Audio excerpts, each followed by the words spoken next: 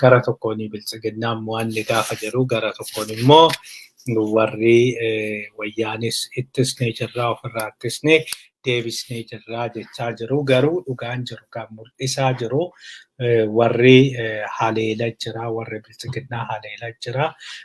Xiyyaraanii akkasumas karaa lafootiin haleelaa jiru. Warri Tigraay immoo ofirraa ittisaa jiru.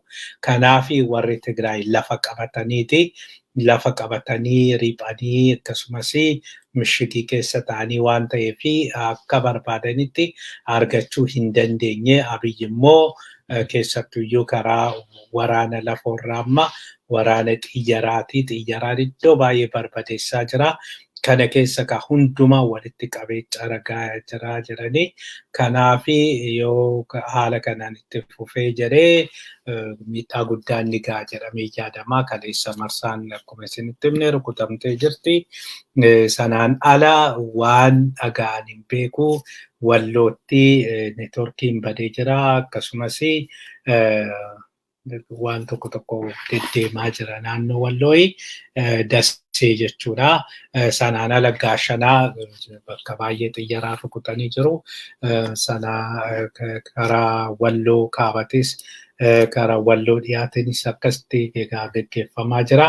Kanaan Abiyyi amma yeroo tokkoof yeroo dhumaa fi sirriitti rukute yoo xinnaate lafa Amaaraa keessaa baasee achiin booda gara mariitti deemuu fi akka jedhudha kan dhagahamu.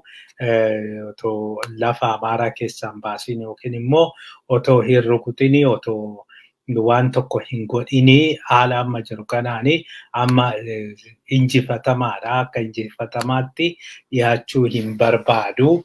Akka injifatamaatti otoo hin ta'in akka injifatee yeroo injifatee jedhee waan inni jedhetu hunduu fudhatama qabaa. Kanaaf wayyaaniinis waan inni jedhee tole jedhu jedheeti yaadaa jira. Gama biraatiin yoo akkas ta'uu baate haala kanaan amma araaratti hin galla yoo ta'e amma haala kanaan araaratti hin galla taananii wayyaaniitu irra advaanteejii qabaa. Kanaaf kanarratti hin galuu jedhee yaadaa jedhanii. Kanaaf waraanichi yeroo gabaabaadhaaf itti fufaa. Garuu inni guddaan waraanichi akirrisaa garamitti deemaa kan jedhudha.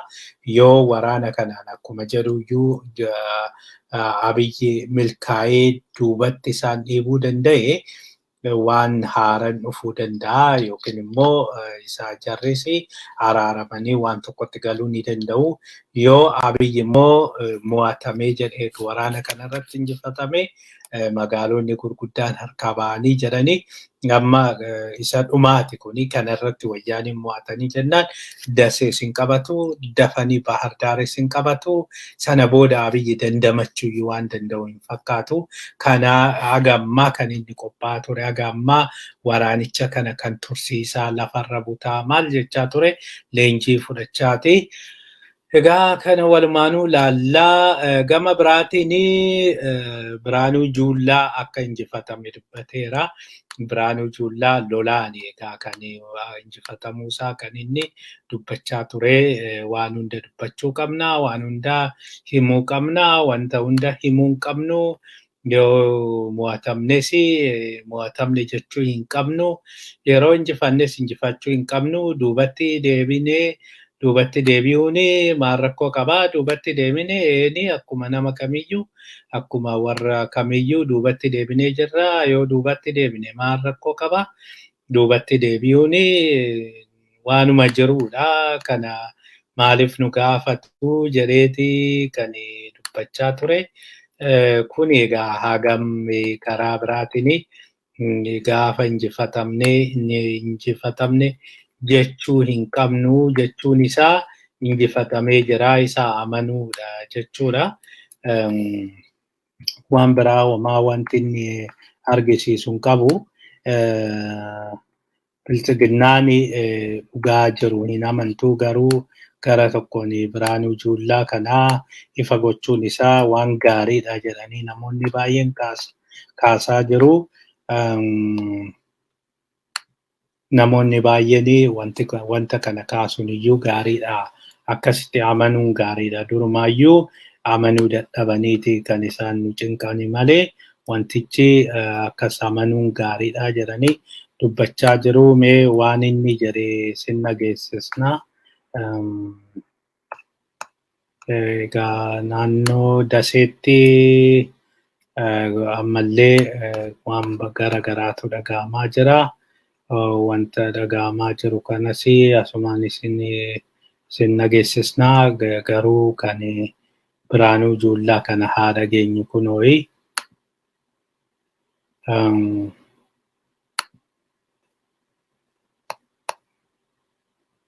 Dhiifama yeroo tokko.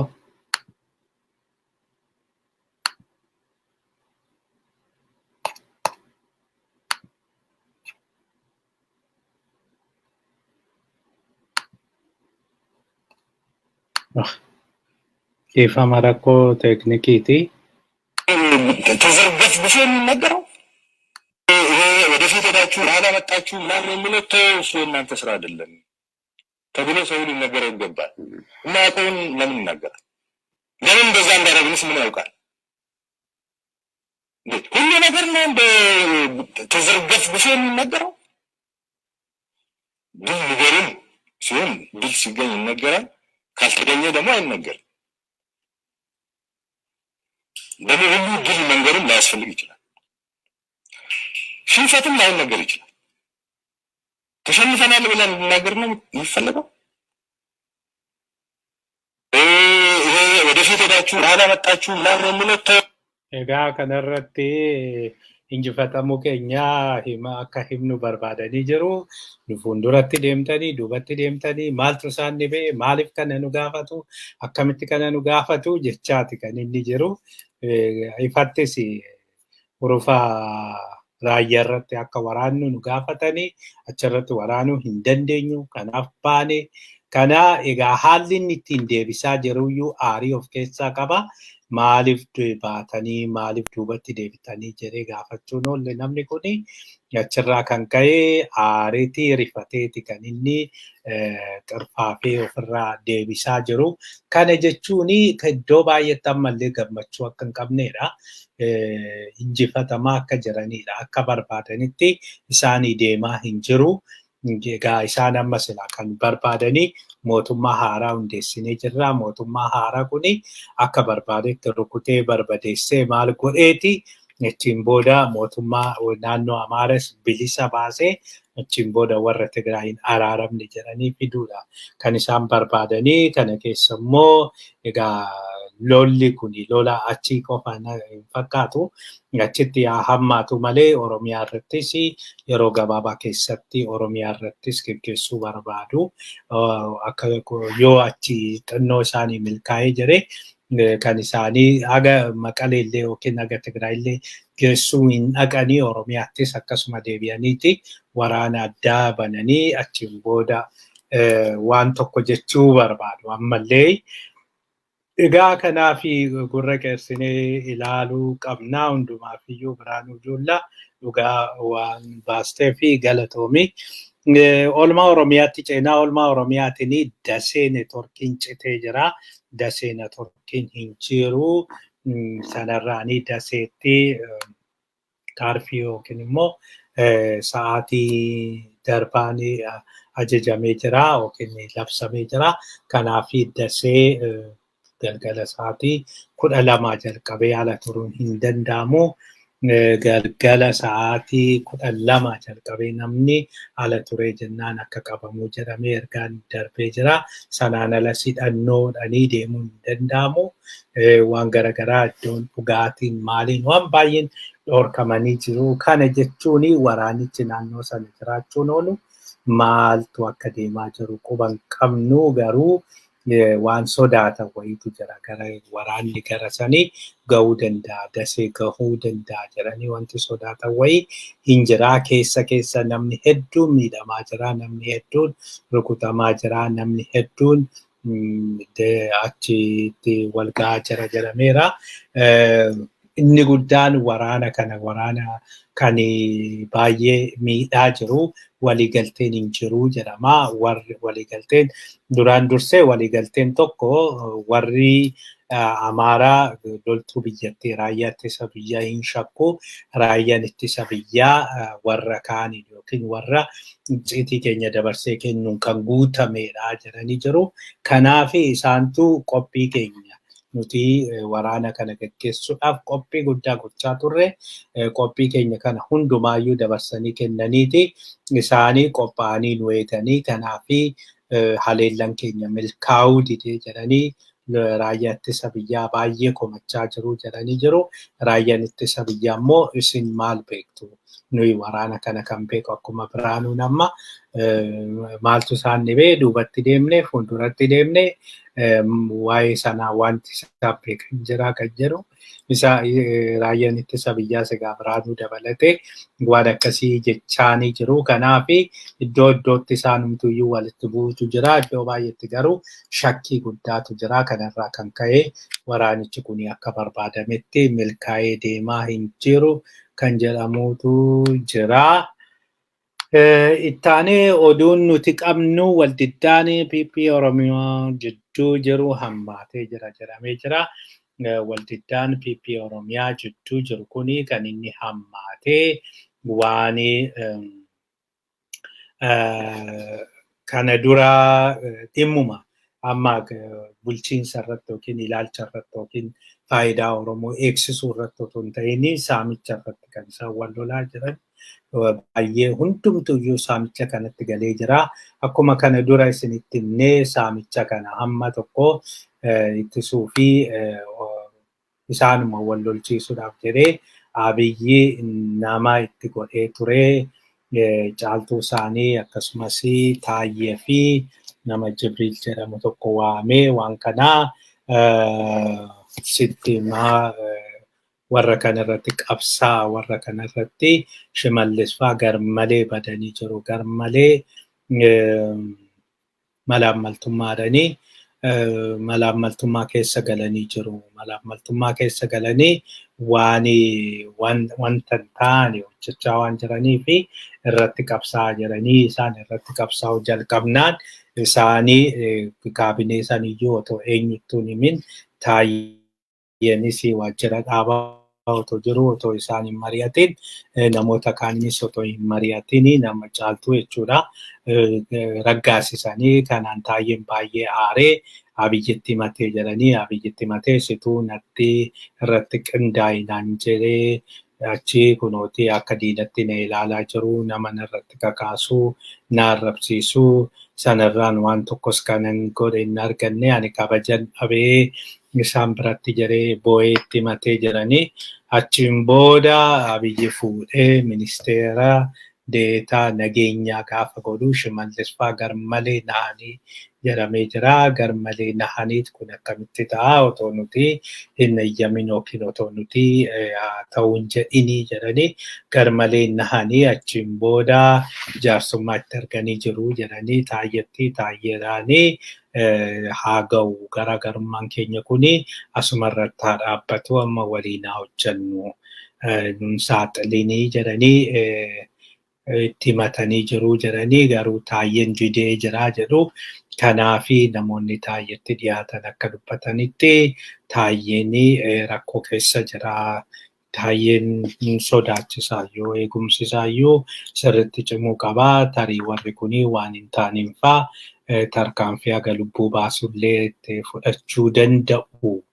Haala amma jiru kanaanii innis immoo odeeffannoo hedduu fudhatee jira jedhanii malaammaltummaadhaan akka garmalee badanii kana wajjiniin egaa waan ajaa'ibaa wanti dhageenye gareen Shimallis Abdiisaa yookiin Aduwaa Oromoo Aduwaa Shawaa dhiyaa warri jedhamanii Shimallis Abdiisaa Dhaabaa Dabalee Guddataa Galaalchaa egaa kana kan gaggeessu saamicha kana adda dureedhaan kan gaggeessu Guddataa Galaalchati.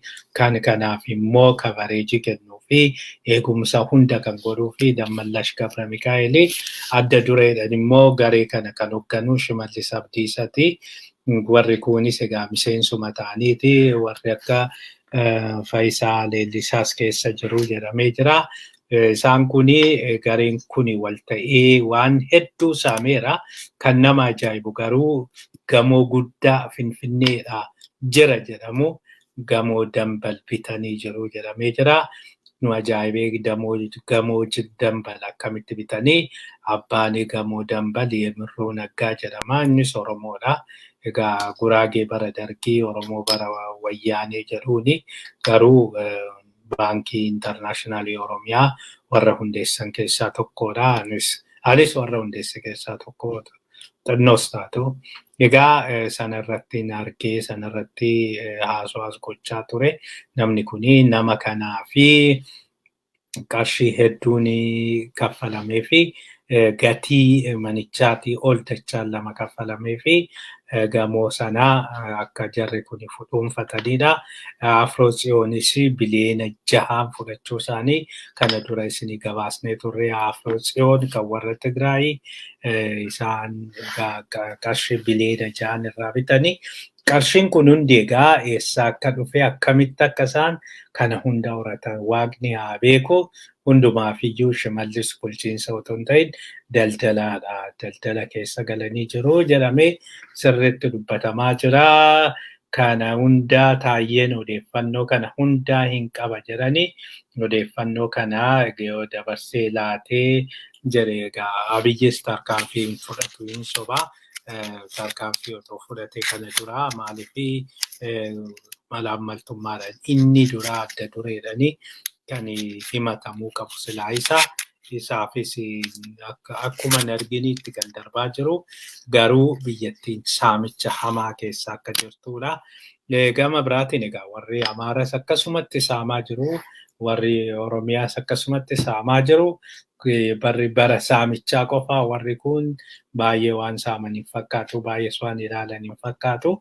Kanarra jiru egaa mee waa garamitti akka ce'u diddaan isaanii kun ilaallee isinitti himna. Gama biraatiin Biraanuu Naggaa sabummaa dhiifamaa sabboonummaa illee hin jenne namtichi sabummaa jedhee sabummaa keessanii iddoo biraatti dhiisaa koottaa jedhee jira. Kun egaa mufaatii guddaa uumee jira uummata biratti. Akkamitti akkas kun jedhama, akkamitti kun jedhamuu danda'a jedhanii namni baay'een akka mufatanidha kan dubbatamaa jiru. Biraanuu Naggaa durumaa akka maaliin hoogganaa nama eenyuun hoogganaatti nama egaa kan inni jedhu kan isaan hin geggeessine jedhanii kan isaan hin geggeessine jedhanii ittiin dhaadatanii siyaasa lammiiti. Siyaasa lammii jechuun namni manatti dhiisaa koottaa jedhanii akka Biraanuu Naggaatti lammiin yookiin lammii tokko ta'uun yookiin saba tokko ta'uun waanuma salphumatti ofirraa baasanii mulqanii deemanidha. Namni tokko mulqee deemuu danda'a. Gaafa barbaade mulqee deemuu danda'a. Gaafa barbaade immoo kaachuu danda'a akka Biraanuu Naggaatti. Kanaaf hagas salphaadha isaaf. Waan tokko garaagarummaa hin qabu isaaf. Waanuma salphaadhumatti ilaalamudha. Dhugaan jiru garuu kanaa miti. Dhugaan jiru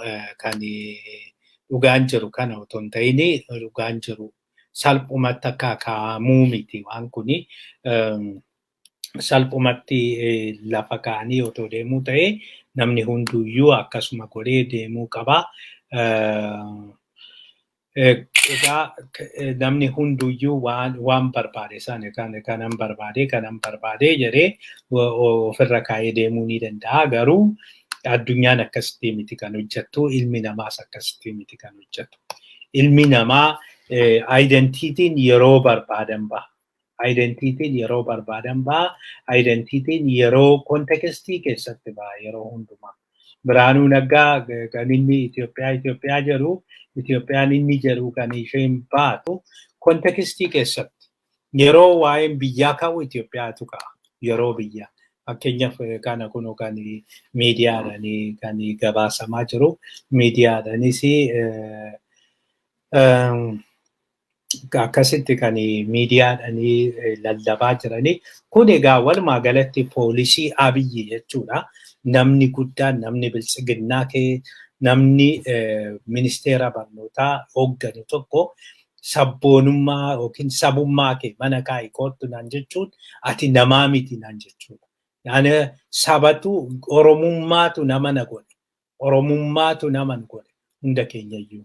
Amaaratu afaan Oromootu jiraachuu baate yookiin afaan biraa dubbannaa afaan jiraachuu baannaan namni nama hin ta'u. Namni nama kan inni ta'e namni biraa waan jiruufi namni biraa kan yoo jiru immoo kan inni nama ta'eefi waan afaan qabuufi waan aadaa qabuufi isaan lamaan kun baay'ee murteessaa. Otoo lamaan kun hin jiraatin namni tokko otoo dhalatee bosonatti otoo bakka namni tokko hin jirretti yoo guddatee jedhee afaan baruus hin danda'u akka namaattis aktiin godhu. Kanaaf waan baay'ee keessatti fakkeenyaaf Jungle Book kan jedhu keessatti kan argitanii gurbaan daa'ima ta'ee bosonatti badee achiin booda qeerransa maalii wajjin guddate akka qeerransaatti kan inni jiraatu akka qeerransaatti utaala maal jedha akkuma beeladaatti kan inni jiraatu malee akka namaatti miti. Kanaaf namni otoo afaan qabaachuu baate aadaa qabaachuu baate nama kan godhe afaan isaati aadaa isaati. Otoo namni afaan qabaachuu baate aadaa qabaachuu baate nagaa siin qabu namummaa siin qabu waan nama isa godhu somaa hin qabu. Namummaan isa keessaa dhufa. Namummaan afaan ofiif aadaa ofii keessaa dhufa. Namni tokko immoo oromummaa yookiin sabummaa isaa. Namni tokko Tigree yoo ta'e Tigreedha. Biiroo dhaqee mana barumsaa dhaqee taa'ee Ameerikaa deemee Maarsirra deemee sanuma isuma wajjin hin deemu. Mana kaa'anii bakki deeman hin jiru. Mana kaa'ii kootu asitti akkasii miti jechuun hin jiru. Kanaan egaa adeemsi isaanii amma afaan Oromoo dubbachuu irrattis booddee hacuucuudhaaf deemaa jiru yookiin immoo qoqqobbii yookiin akka afaan Oromoon dubbanne sodaachisuudhaaf deemaa jiru. Fakkeenyaaf Oromoon yoo afaan ofii dubbate afaan kun asitti hin eeyyamamu. Mana kaa'ii kootu hin jenne afaan kee jechuudha kun waan biraa miti. Oromummaan namni tokko Oromoo ta'uusaa isa qofa otoo hin ta'in waan baay'ee waan shanan keessaa saba tokko saba kan godhani waan shani jennee jirra. Isaan keessaa tokko afaan tokko dubbachuudha. Isa keessattiyyuu salphumatti nama kan adda baasu tokko afaani. Yeroo baay'ee iddoo garagaraatti nama hedduu keessaa jechuudha. Nama afaan fakkeenyaaf jennu nama afaan Oromoo dubbatu yoo dhageenye namni kun Oromoodha jedhu. Isaanumatu immoo kana fide. Isaanumatu mataa isaaniitiin azaringii kana qaba. Kaaffee tokko ta'anii Finfinnee keessatti kaaffee tokko ta'anii yoo namni afaan Oromootiin dubbate Oromooch miniyyaa warruunoo kan jedhu isaaniidha. Namni lama afaan Amaaraa achumatti yoo dubbate sawwooch miniyyaa warruunoo kan jedhan jiru. Afaan Oromoo dubbachuun sawwoochi Oromoo nama godhaa. Afaan Amaaraatiin dubbachuun sawwoochi nama godha. Kanaaf universalize godhaa jechuudha. Kanaaf kana kan itti deemaa jiru, kan itti karoorfamaa jiru. Kanaaf kana garaa hundumaan iyyuu dura dhaabachuun barbaachisaadha. Nama kana qabsaanii achirraa ariisisuun barbaachisaadha. Qabsoon Oromoon manni barumsaa gaafa jalqabu qabsoon jalqabaa qabsoo kanarratti gaggeeffamu. Qabsoo afaaniif aadaa ofii. Qabsoon ganamaas isaadha. Amma garuu aadaan keenya afaan keenya balaarra bu'ee jira. Balaa guddaan itti dhufaa jira. Haala kanaanii ministeera barnootatti waan biraatti xaxaa oolaa jiru.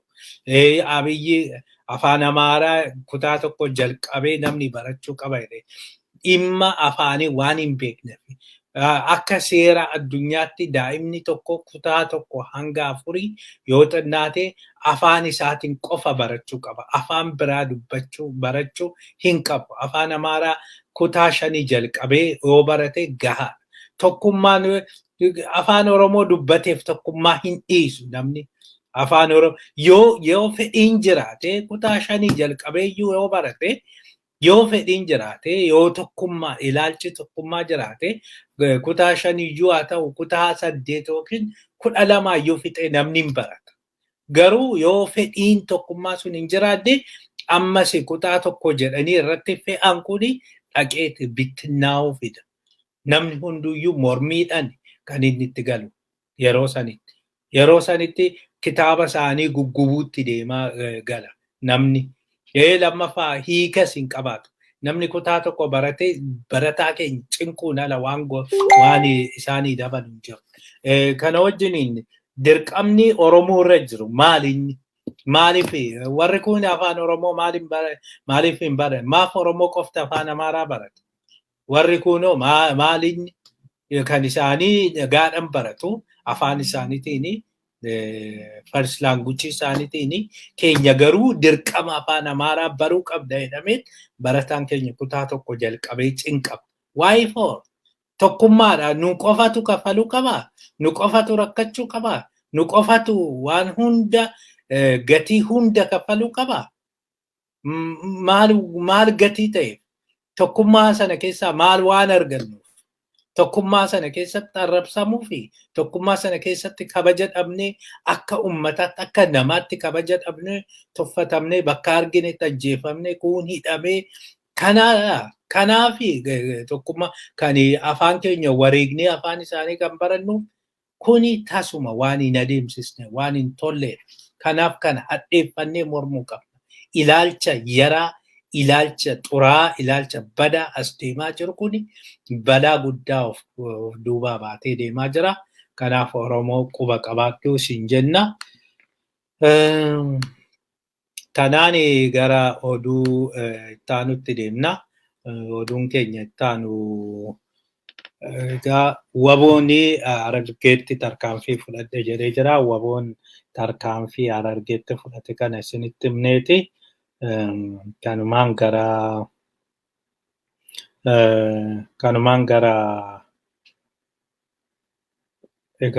oolmaa addunyaatti deemna. Waboonni tarkaanfii aanaa mi'eessoo Asabootii iddoo jajjabaa jedhamtutti lola guyyaa har'aa gooticha waraanaa bilisummaa Oromoo waboo fi humna addaa jidduu ta'een waboon humna addaa hedduu ajjeese meeshaa hedduu hiikkatee jira. Aanaa mi'eessoo Asaboot iddoo jajjabii jedhamtutti egaa waboon tarkaanfii fudhateen humna 10 olii kan inni ajjeese jedhanii jiru. Asirratti suura nu erganii jiru. Suuraa waan warra du'e fa'aa kan isaan nu erganii garuu akka seera miidiyaatti seerallee ta'uu baatu akka noormii yookiin immoo mooraalitii miidiyaatti nama du'e hin argisiisanii kanaaf nama du'e hin argisiisnu. Kanaaf dhiifama isin gaafannaa garuu nama 10 olitu du'e namoota du'an sanaa tokko maqaa isaanii isinii dha'uudhaa fi rabbummaa dhaabaa kan jedhudha. Iddoon dhaloota isaa Shawaa kaaba Shawaa jedha. Sanaan alaa wanti himamee hin jiru. Rabbummaa dhaabataa gurmuuti kan biraas waraqaa eenyummaa kan nu erganii waraqaa eenyummaa 2 ergan fakkaata. Tokko maqaa hin qabu 2 erganii tokko maqaa hin qabu garuu suurri jiraachirra isaan kana kanumaan egaa waan akkasii akka ta'e isinitti himuu barbaannaa. Baay'een namoonni keenya hedduudha akkasitti akka rakkoo guddaarra jiranii fi namni akka wareegamaa jiru namni akka dhumaa jiru isinitti himuu fi oolmaa addunyaatiin alsiisni Suudaanii jira. Alsiisni Misiraa jira. Dhiifama Misiraa miti alsiisni hoogganaa Misiraati. Suudaanii jira. Suudaanii kibbaa jubbaa jira. Maaliif akka deebi'e hin beeknu garuu jubbaatti marii godhameenii Itoophiyaanii diduun kuni sirrii miti. Itoophiyaan wanta didde kanaa fi baay'ee gaddinaa aga ammaa Itoophiyaanii waan hidha Abbayyaa kanarratti iddoo kana ga'u yoo xinnaate amma walii galamuu qabaa ture. Walii hin galamne kanaafi walii hin galamne kanaafi waraana waan jiruu fi waraanni kaabaa kun waan jiruuf kanarraa kan ka'e waliigalteen kun hin gaafne waliigaltee kana yeroo gabaabatti ga'uu qabu jedhee jira. Alsiisiin egaa Suudaanii kibbaa yoo daawwate isa lammaffaati. Kuni alsiisiin Suudaaniin kibbaa keessattuyyuu araara wayyaaneetii fi Abiyyi nan araarsa jettee dhamaa bakka jirtutti qarshii hedduu eegaa jirti. Qarshii araara kanaaf ooluu isaaf eeggachaa waan jirtuuf kanarraa kan ka'e yoo kanatti galte jedheeti alsiisiin garas deemee jedhamee jira.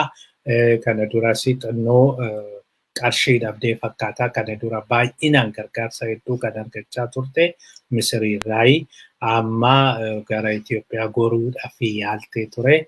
Amma garuu Misiriin harkatti deebifachuuf jedhamee jira. Oduun keenya itti aanu Suudaanii fi Itoophiyaan wal dha'anii jiru kan jedhu oduun tokko jira. Oduu kana mirkaneeffachuu hin dandeenye garuu waraanni har'aa jidduu isaaniitti akka gaggeeffame dubbachaa jiru. Bilchiginnaan egaa karaa hundumaan iyyuu lola jalqabee jira. Lola kanaanii waan nan injifadha jedheeti iddoo baay'eetti yoon injifadhee injifannoo argadheen achiin booda akkuma addunyaan natti iyya kanaa gara waliigalteetti deema jedhee jira. Garuu injifannoon suni akka samiirraa fagaateera.